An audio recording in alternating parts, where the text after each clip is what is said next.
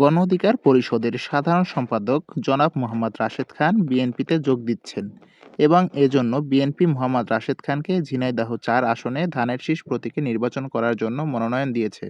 বিস্তারিত থাকছে পুরো ভিডিওতে। জন্য আপনাদের সামনে উপস্থিত হয়েছি গণ অধিকার পরিষদের সাধারণ সম্পাদক জনাব মোহাম্মদ রাশেদ খান বাংলাদেশ জাতীয়তাবাদী দলে যোগ দিচ্ছেন এবং বাংলাদেশ জাতীয়তাবাদী দল সিদ্ধান্ত নিয়েছে যে ঝিনাইদহ-৪ আসন, যেটা ঝিনাইদহ সদর এবং কালীগঞ্জ থানা নিয়ে, এই আসনে মোহাম্মদ রাশেদ খানকে ধানের শীষ প্রতীকে নির্বাচন করার জন্য মনোনয়ন দেওয়া হচ্ছে। এটা আপনার আমাদের দলের সিদ্ধান্ত, এটা আমি আপনাদেরকে জানালাম। আর সেই সঙ্গে আমি আপনার অনুরোধ করব,